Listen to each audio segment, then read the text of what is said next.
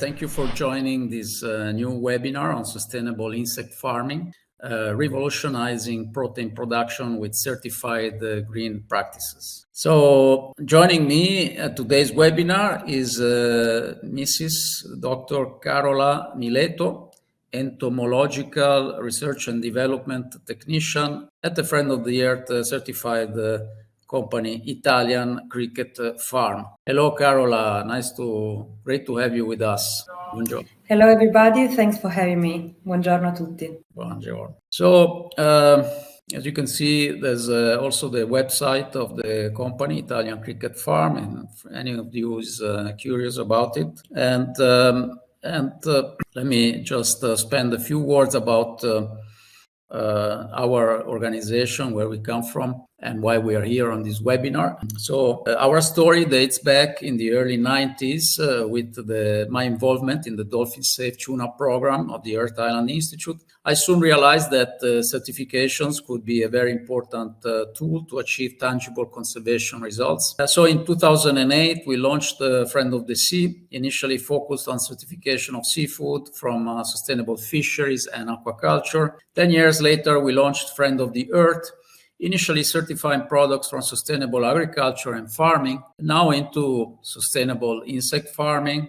sustainable fashion, sports, and many others.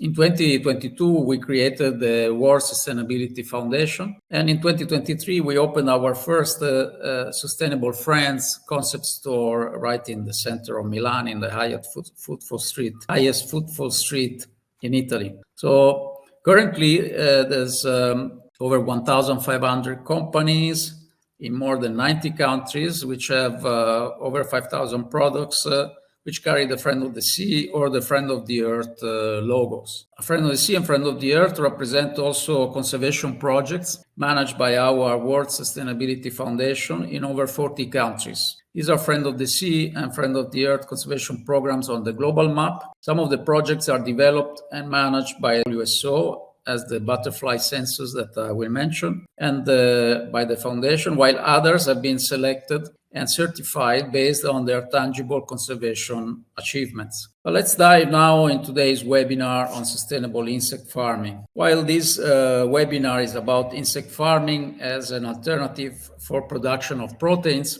it is worth having a look at the conservation status of insects for our general knowledge. According to a major 2019 scientific review, the world's insect populations have declined at an average of 41%, while a third or a quarter, as we will see, are endangered. The extinction rate of insects is 8 times faster than mammals, birds, and reptiles, and there are suggestions that they could totally vanish, at least some of them, within a century. The impact of fewer insects would be devastating, with birds, reptiles, and amphibians and fish that rely on them for food and that would starve to death, basically. The knock-on effects could eventually have repercussions for the survival of mankind. It's very important to take care of insects, and things are being done, of course, and there's improvement in certain areas, and we'll talk about it in the next slides. Over half the world's butterflies have died over the past decade, with nearly half of all beetles and bees that are also perishing. The primary threats to insect populations include habitat loss, pesticide use, climate change, pollution, and invasive species, as we will see. But the UCN has so far been able to evaluate the risk of extinction of only 0.8% of the over 1 million species of insects. And even among these, 1/4 is data deficient, and half, luckily, is at low risk of extinction, the green area on the pie chart. But approximately 1/4, as you can see, of the assessed species, basically 1,600 species, have some level of threat according to the IUCN classification. As we were saying, the primary threats to insect populations include habitat loss, pesticide use, perhaps climate change. In some cases, this could be beneficial, extending the range of butterflies or other insects, for example. pollution, and invasive species. These factors, often driven by human activities, can disrupt insect life cycles, reduce food availability, and directly cause mortality. It is important, therefore, to raise awareness and promote reduction of pesticides and prioritize local biodiversity over land use. Friend of the Earth has played its part. Is playing its part. It has developed a citizen science project, for example, to carry out a census of butterflies and moths globally.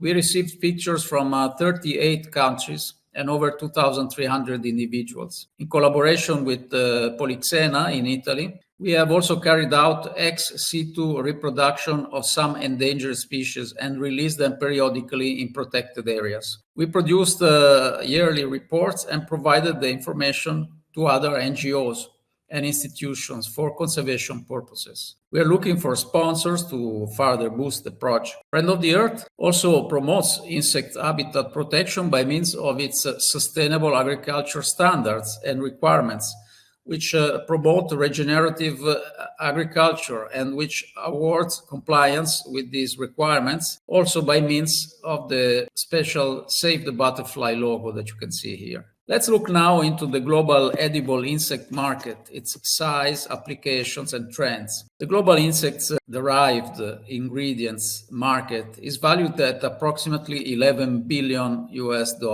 but 7 billions approximately are originated by sales of honey and 3 billions by sales of silk. There are also other less known insects like cochineal bug from cactus, which yields a natural red dye used in food and cosmetics. The market we will look more closely into is the one related and rounded with the red circle to the insects-based products. So those actually made of insects or produced directly by insects, such as proteins for human or animal feed, pet food consumption. One of the most reliable study indicates $1.9 billion as the market value in 2024 of this segment of the insects-derived, the insect-based market. And it is expected to have an annual growth of 9%, and North America represents the main percentage in market share. Insect protein itself is also the major segment, with the growing food and beverage segment. For edible insects products, which is a subsegment of the one we are discussing about, more specifically, North America has the lead, again, by 34%, followed by Europe and Asia, all of them at similar percentages, more or less. Clearly, the use of insects for animal nutrition is the segment which will see the highest growth, even though some growth in human consumption is expected, approximately doubling current consumptions by the end of the decade or in 10 years' time. Based on source, and that's the, sorry, I missed the, okay, based on source, the market is segmented in Coleoptera, Hemiptera, Hymenoptera, Lepidoptera, and so on, as you can see on the graph. The Lepidoptera segment has held a significant revenue share of the overall insect protein market in 2020. But we are already eating insects. As a curiosity, fragments or even all insects are found in some of the food we eat. According to some studies, on average, we are eating 1 kilogram per year, even by that 2/3 of the human population, which is normally not consuming insects. Globally, in fact, 2 billion people consume insects. 2 billion out of the 7-8 billions that we are. Insects are eaten in over 80% of the world's nations. This practice is called entomophagy. Highest concentrations are located in Africa and the tropics. Most commonly consumed insects are beetles, caterpillars, bees, wasps, ants, grasshoppers, locusts, and crickets. 1,900 species are eaten worldwide. About 38% of the consumers are unfamiliar with the edible insect protein. 38% of the consumers are not familiar with edible insect protein. However, most people which have attitudes are positive or neutral. So there is a chance of improving attitude with appropriate information. The edible insect market is in fact growing, and for example, Sainsbury has been the first retailer in Europe in 2018 to launch an edible insect range, and others have followed. The pet food industry is estimated to consume a quarter of meat and fish globally, with the consequent environmental impact. And this is often not taken into consideration. So a limited but growing number of products based on insects are available now on the market and might help at reducing the impact of pets' food consumption. The global insect feed market is currently approximately valued at $1 billion US.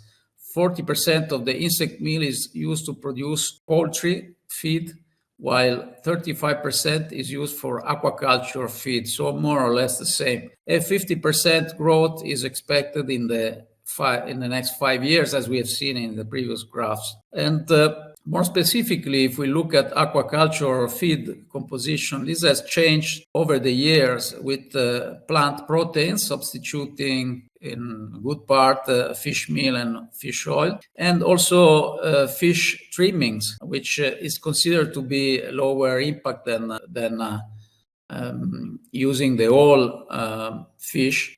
Fish trimming is basically the bycatch from processing of seafood. Also, a potential lower impact source is now representing over 30%, getting close to 50%. According to a recent study, insect feed has a potential to replace, as you can see indicated with the big red arrow, to replace between 10% to, if we are being more optimistic, 50% of the soy meal feed used in poultry and cattle applications. But let's look now at a bit more boring but always important legislative developments. And I think Carola will also provide even better updates than I can provide. But the growth of the insect sector is obviously strongly impacted, about 68% according to this survey. Is strongly impacted by the regulatory framework, the new laws which are being introduced. And insect producers must conform with the same general rules that apply to operators in other sectors. Thus, they must comply with rules related to registration or approval of their activities before national competent authorities and establish hygiene standards. Restrictions on the feed which may be given to farm animals apply also to insects intended for human consumption or for animal feed use.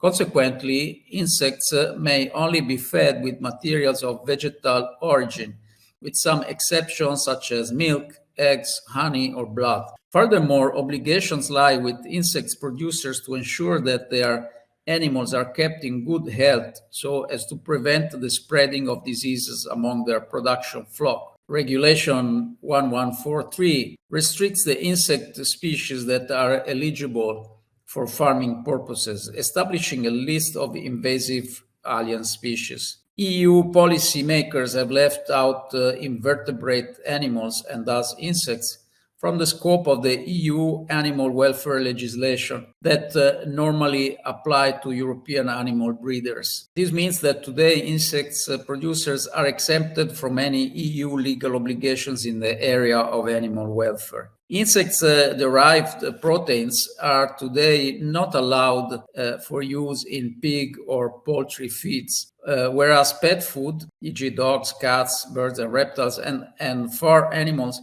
may well be fed with such products. It should be noted that the fed ban does not apply to all insects nor to insect-derived fats. The recently adopted Regulation 2017 893 indeed authorizes the use of insect proteins originating from 7 insect species, namely black soldier fly, common housefly, yellow mealworms, lesser mealworm, house cricket, banded cricket, and field cricket in feed for aquaculture animals. Let's now look at the potential environmental impacts of insect farming. Insect production has potential impacts which need to be minimized in all phases. Some potential impacts are specific or peculiar of insects production, such as those on native species when harvested, appropriate use of waste generated, animal well-being,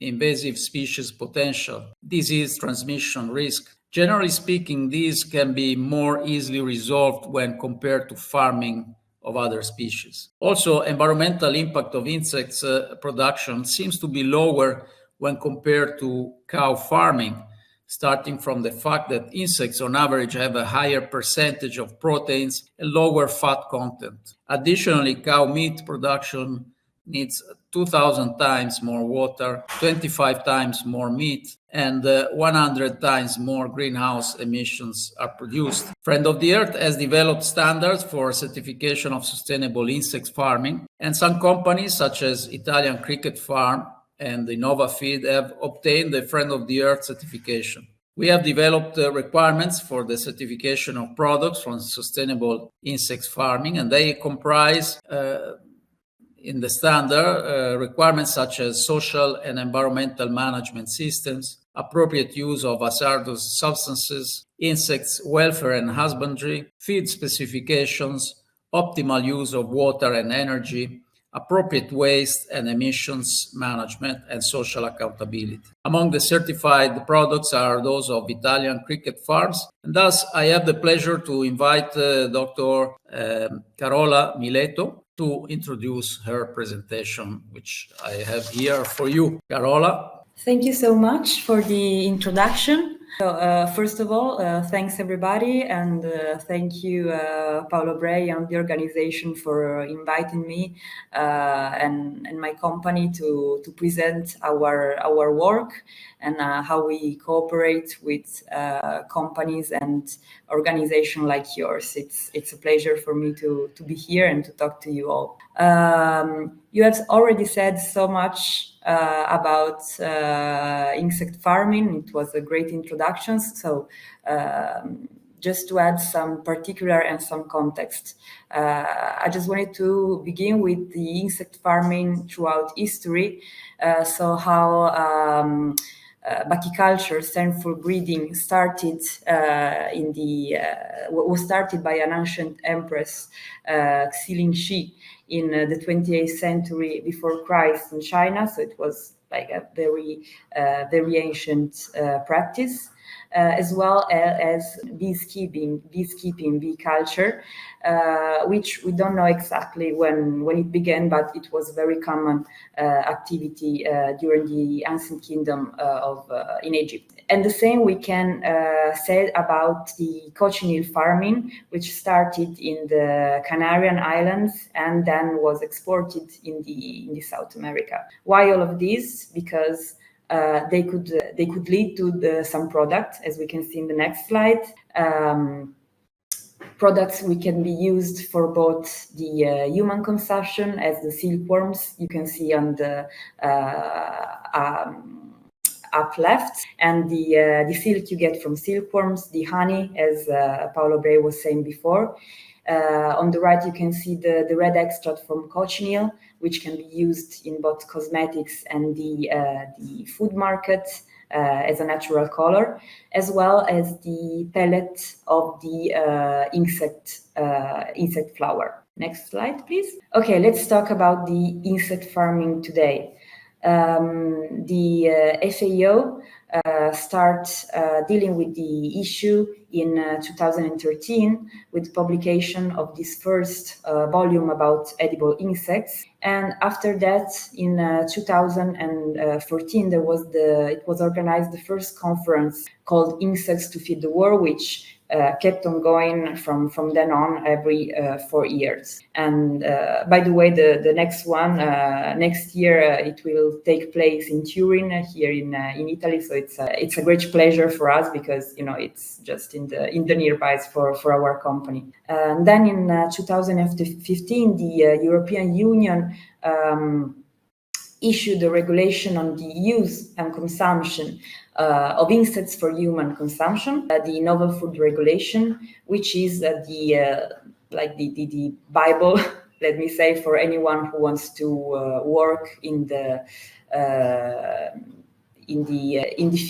field as for human consumption. Next slide, please. Thank you. So, who are we? Italian Cricket Farm was born in 2017, starting from two companies, which are Molino Chiavazza and Caseificio Pezzana, which are two very important companies in the agriculture Italian food sector. And they had the goal to become the biggest insect farm in Italy, and they quite reached it.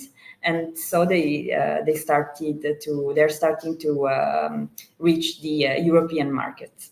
We're aiming at it. Okay, thank you. So why did we choose insects? Because, as Paolo Bray said before, they are very convenient for the industrial production, because they are quick and easy to raise, to breed, because at most their life cycle lasts 60 days.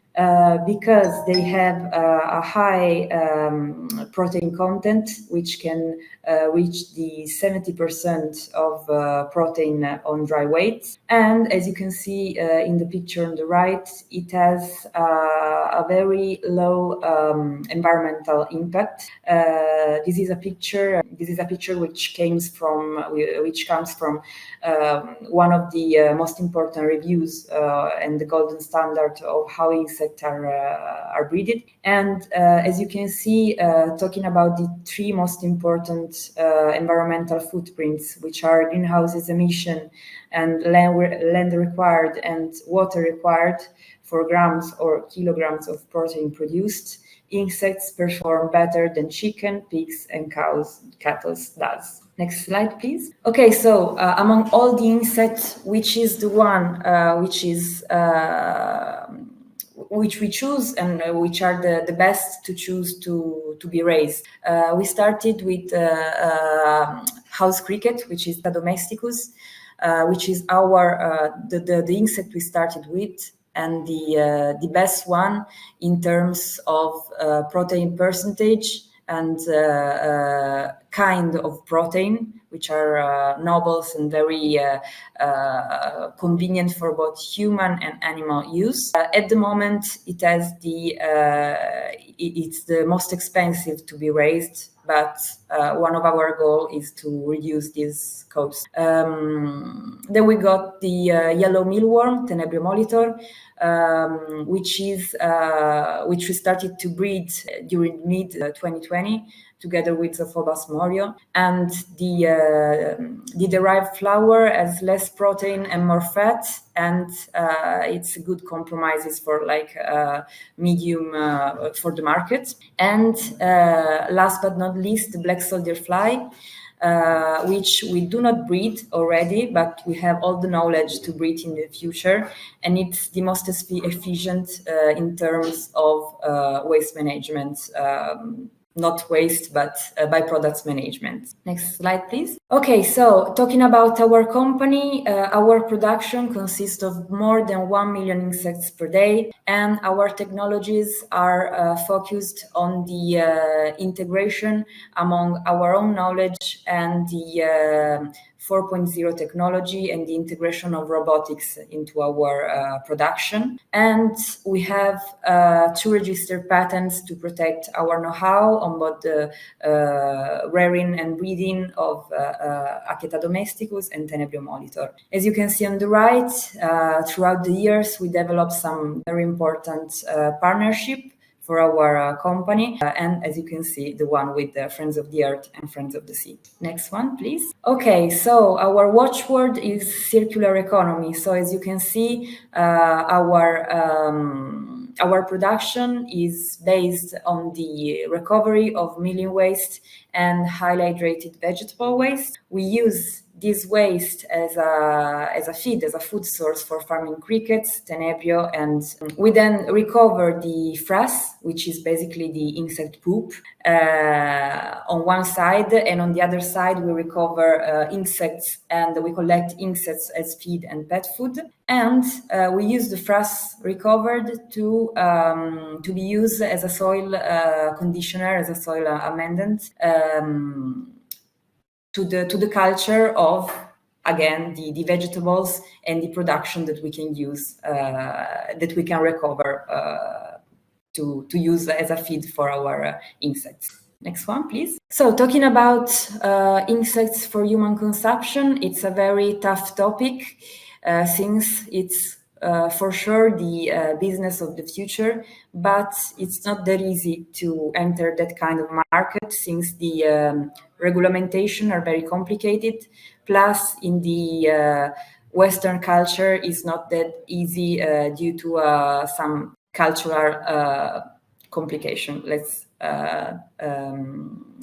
name that like that. Italian Cricket Farm is the only Italian company to have obtained the EFSA authorization for the use of its cricket flour in food products. And as soon as as it's going to be authorized by the Italian minister, our flour will be used to the preparation of high protein baked goods, which will be a perfect blend of tradition and innovation. Next one, please. As Paolo said before, insects are nowadays mostly used as feed and pet foods. Particularly in 2023, there was a ministerial circular which authorized the use of live insects as feed for chickens, fish, and pigs, while the treated insect and the processed animal proteins were already regulated by the regulation 1061 and 142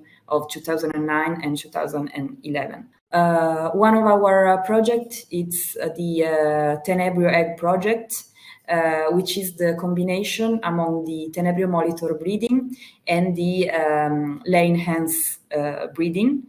So the larva of Tenebrio can be given to the laying hens, and at the same time, again, the frass of the larva can be used to, as a soil improver, which again can be the substrate for the.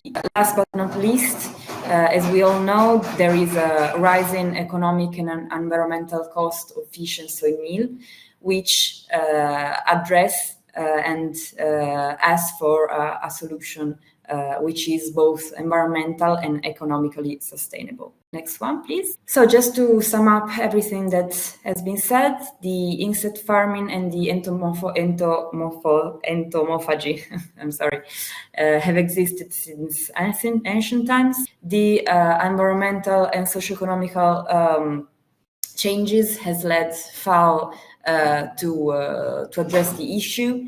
The insect farming is more environmentally sustainable, and we are working to make it even more sustainable on the economically side and on the culturally acceptable perspective. So by my side, thank you so much for the attention, and thank you for having me here again. Wonderful. Thank you so much for the precious information. It's great to see that the company is growing. We had a similar webinar now already several years ago. It's amazing how time flies, but I suppose that the company is growing and the market is gradually opening. So before I jump into any questions I see there are some questions there. I'd like to launch, as usual, the polls.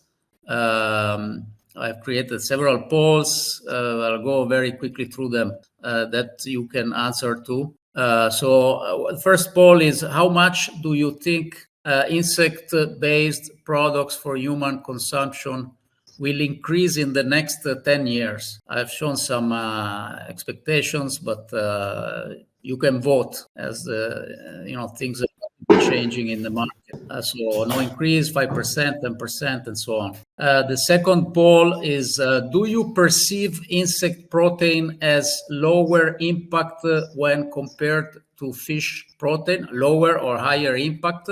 So you can answer lower impact or same impact and higher impact. I mean, we have seen some images of comparison with chicken, poultry, and cows, land animals, etc.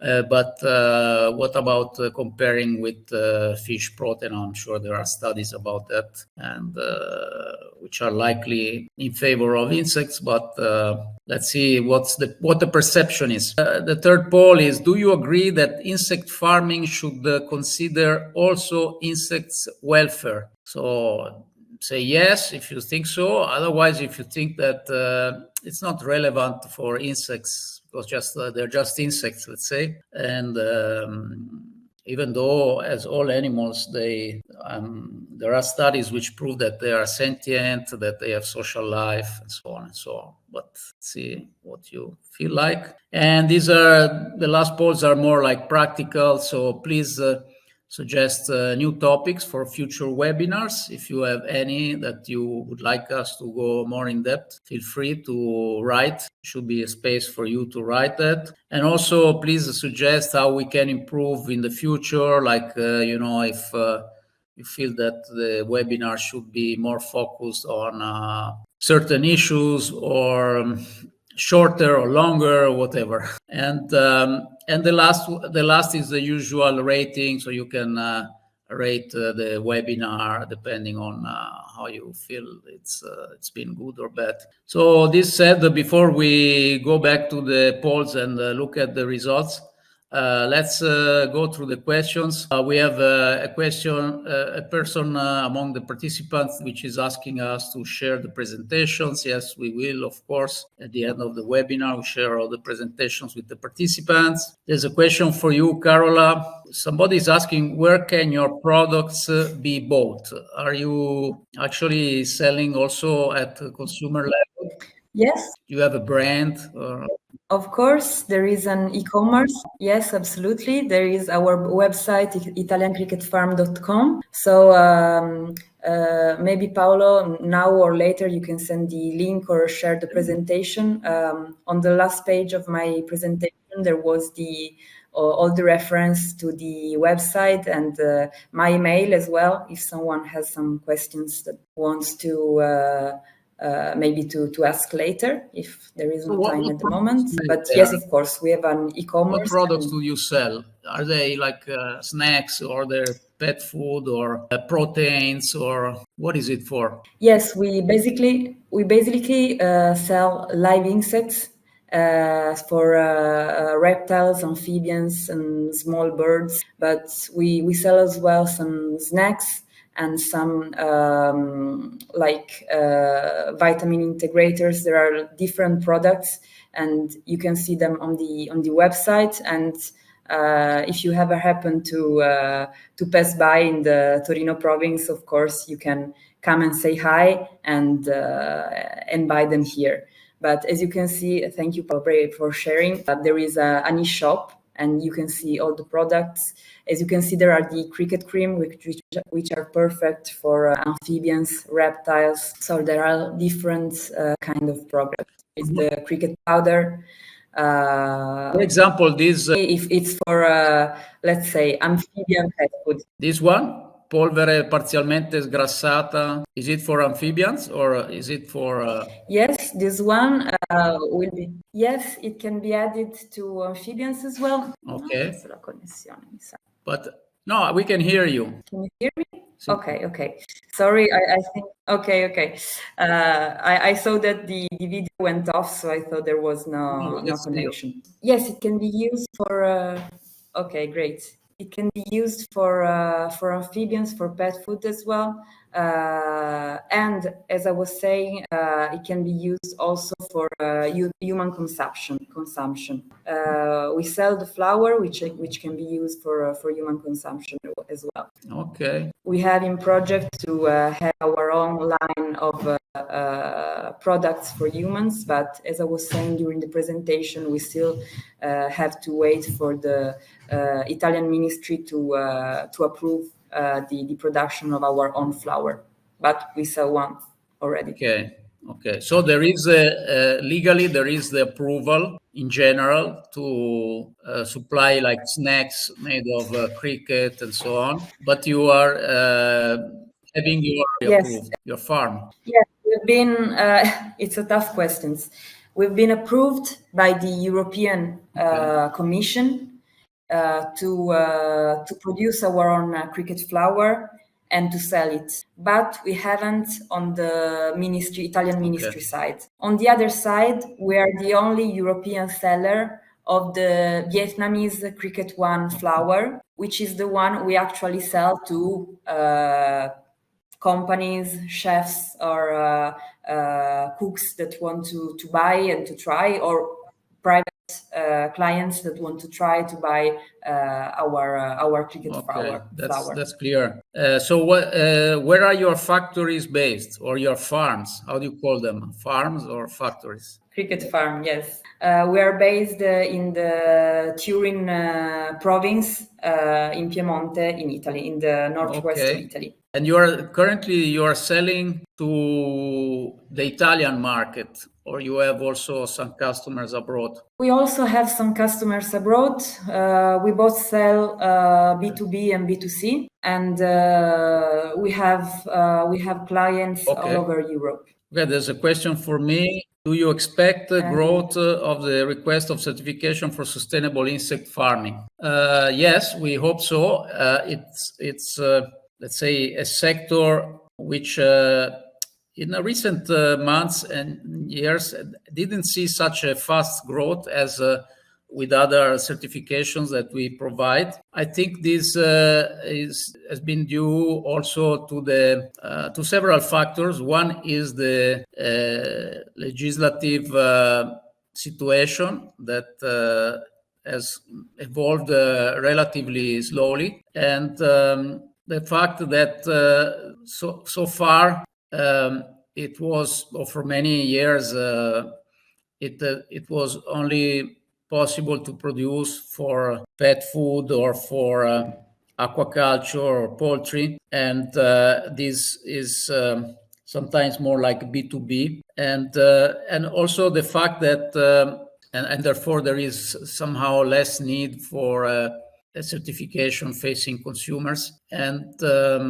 also I think one of the reasons why the interest from producer has been a bit slower is a positive one, is the fact that normally also through the message that was sent by the media, the perception of the consumer of insect product is one of lower impact compared to the alternative proteins. So there's been the companies, the producers didn't feel the urge to obtain a certification in the short term. However, I expect the requests and the applications to grow because of the increase that will occur in terms of human consumption as snacks or others, and also because of the new law to prevent greenwashing, which require any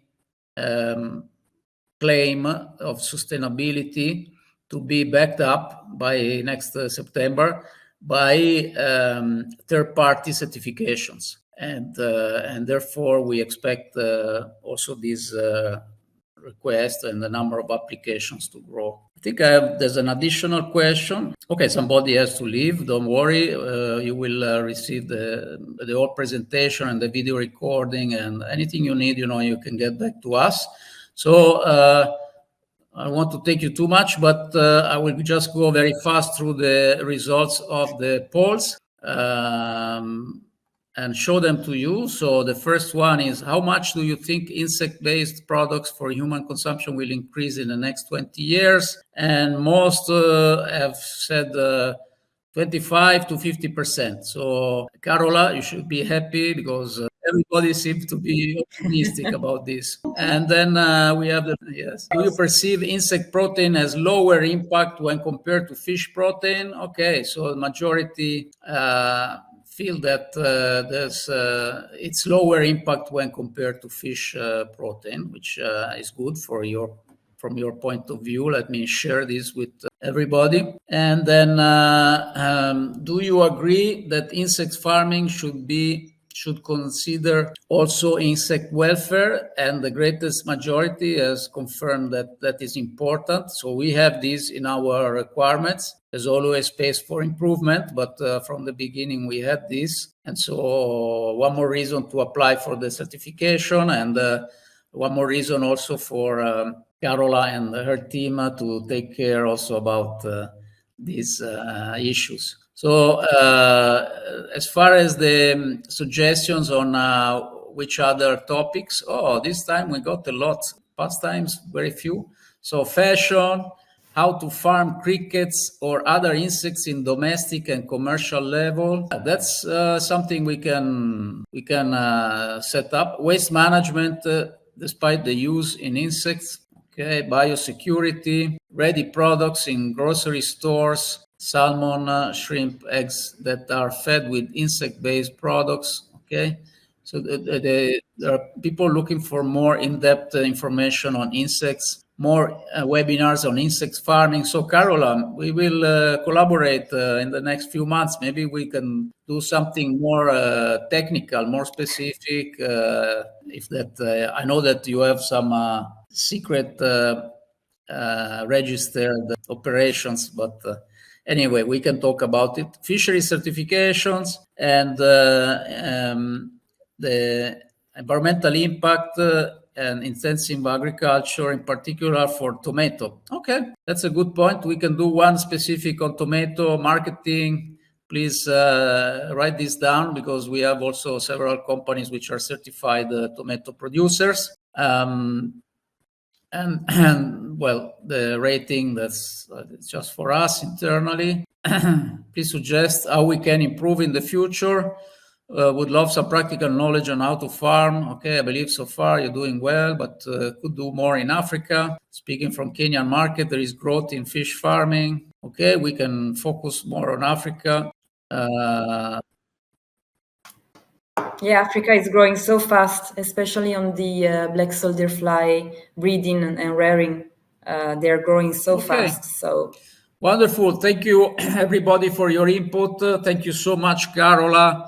And thank you all for your invitation. And stay in touch, and see you in the next webinar. Have a great day. Bye-bye. Bye-bye, everyone. Ciao.